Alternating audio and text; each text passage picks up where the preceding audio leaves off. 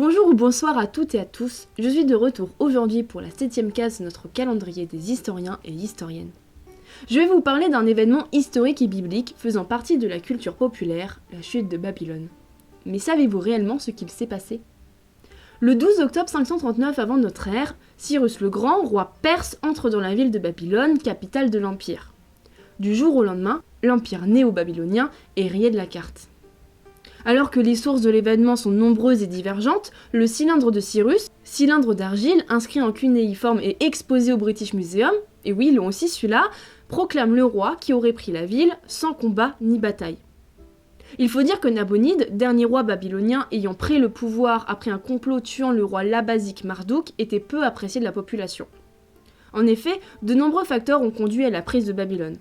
Tout d'abord, les armées sont fatiguées à cause des nombreuses batailles menées aux frontières de la ville.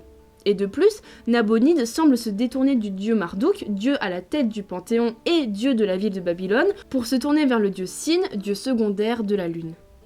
Pour certains contemporains, le dieu Marduk lui-même, qui pour sauver sa ville de l'oppression et contre l'impiété de Nabonide, aurait ouvert ses portes au dieu perse vu comme un héros.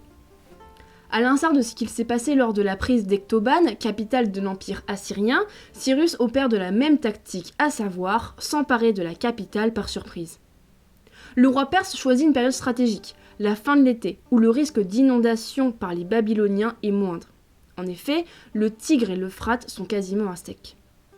D'après un contrat daté de mars 538 avant notre ère, c'est par la porte d'Enlil de la muraille de Babylone que Cyrus et son armée seraient passés. En effet, durant cette période, c'est uniquement cette porte qui aurait été réparée.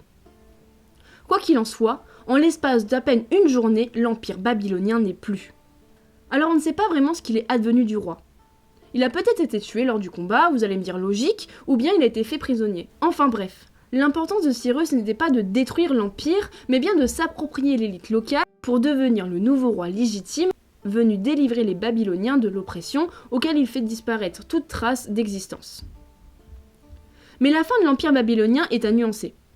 Entre 522 et 521, deux rebelles contre les puissants perses se proclament rois babyloniens, prenant le nom de Nabuchodonosor III et IV, nom d'un illustre roi babylonien. Mais face aux troupes de Darius, c'est un échec.